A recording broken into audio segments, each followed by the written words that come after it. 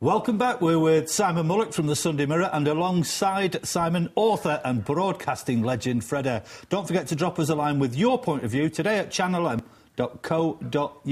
Ian, City emails. Yep, we've been receiving them. Paul Eckersley from Radcliffe says, having watched us yesterday, there was more pluses than negatives to the match. 2 or 3 seasons ago, City would have been thumped by Liverpool, so +1 is that we're already on a par with them. Cypriot Blue, who's from Cyprus, so a bit of international response there, Jimmy. You don't miss much, do you? No, not at all. Liverpool came for a draw, and we should be complimented. They also played to the limit with 6 bookings. All proves what a long way we have come, and whilst the team is still a work in progress, there are positive signs. And finally, City since 77 from Stockport, a bit closer to home, says, how can you say that what you saw yesterday was aside from preparing for Champions League football? How? Yeah, mixed. Mixed? Yeah. I wasn't enthralled, I have to say. No. Let's turn to United, Fred, because they put together a good run of results, but without ever really reaching the heights. And then they came drastically unstuck against Everton. What went wrong? Well, obviously, you only saw the game, snatches of the game on TV. Everton, let's not take anything away from them, because David Moyes, after a dodgy start, has quietly sorted his problems out. He's got players fit again, you know, that were missing earlier on in the season. And Everton are a really good unit, I think. So I think we should be talking more about well done from Goodison Park, rather than saying that United had a particularly bad day. I thought, well, you know, from what I saw, Everton took the game to them. They had good players turning it on Arteta's back. I thought it was more or less more down to Everton's good player than United struggling. Is that a fair assessment, Si? Yeah, I think so. I think it was always going to be a difficult game, regardless of whether United had just had a Champions League game or not. Everton are the real team in form at the moment in the Premier League. They've had some fantastic results, and the one against United was just another. Do you know what, Ian, though? I know that you follow United along with our other local sides. Of course. Louis Saha at United never got off the treatment table. He drove everybody mad.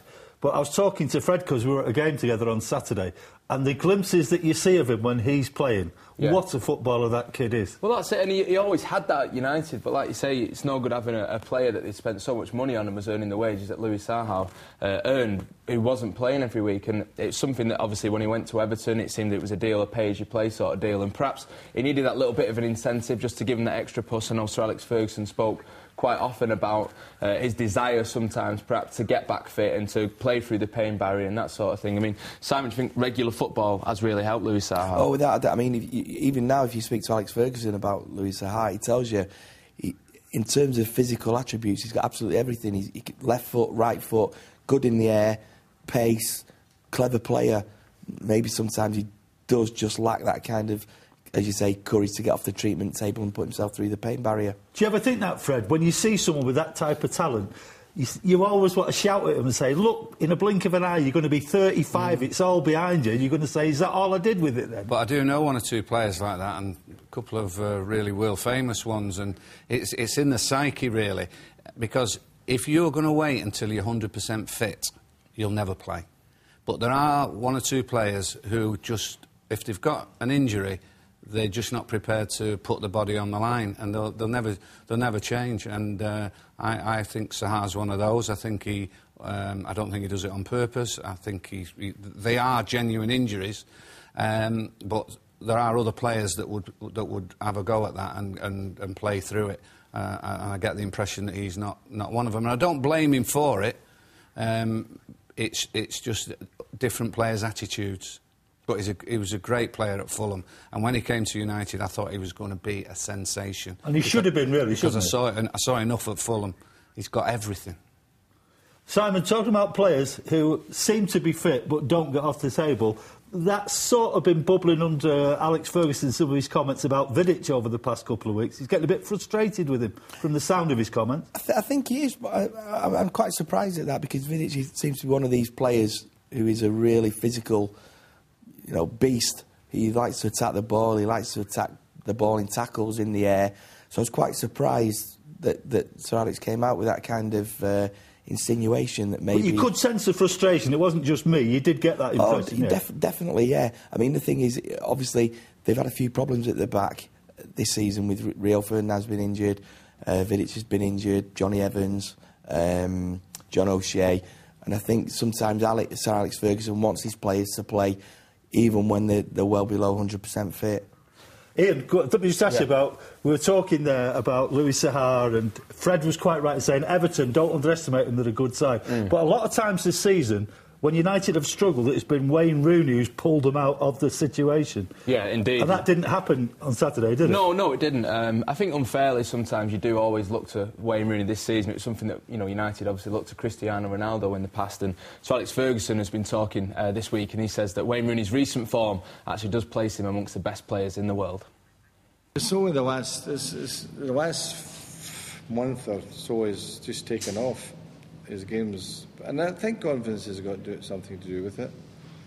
But he's been absolutely in incredible form in the last few weeks, and the secret, and you know, as we said, of his goal scoring, he tended to be going in bursts in his early years. Now he's in a far more consistent vein of goal scoring, which is the area in which you always want to be judged as a striker, the level of consistency in your goal scoring and the number you can get to. And that is the area which, without question, is the biggest improvement. And now when I'm doing that, then you have to put him in the same bracket as all the best players because the evidence is there. Alex Ferguson talking after the 3-1 defeat at Everton. Again, if we cut to the chase, though, Everton were good. Rooney didn't bail United out, but United went out special on Saturday, were they, Ian? Well, I didn't think they were. Did you think they were anything special, Simon? I know we've given Everton credit in terms of the way that they played, but from a United perspective, they didn't play anywhere near what they've been doing recently. They didn't, but you always, or a lot of times, get a reaction like that after a big Champions League night. I remember a few years ago when United played City at the end of the season in a derby at Eastlands. I think they'd just been knocked out of the Champions League by AC Milan that week. And for 15 minutes, United were great, and then they scored a goal, and it was all City after that. So even after good nights, you can get an adverse reaction. Tiredness is what Sir Alex Ferguson said as well. Fred, do you think that's something, obviously, that's a major factor for professional footballers or not? You're shaking your head? No. Definitely not. Don't go in for this tiredness nonsense, but maybe that's just me. But it's always a nice ready-made excuse there. It's always nice to have the old tiredness. You get rotated playing on pitches like Bowling Green. Yeah. Lads used to play 60 games and half of them on pitches like the baseball ground, Fred. We're not having that one. No, I don't think Wayne was tired. On a slightly more serious note, Fred, I know you're a great student of the game. We've spent hours talking about the game over the years. But when you look at this current United side, do you see a side up there with the best that you've seen? Or is it like a work in progress to you? Well, I think with a team that's so high in the Premier League, that's some work in progress. It is, yeah. But they set the bar very high for themselves, don't they? But there are still some great players still at the club.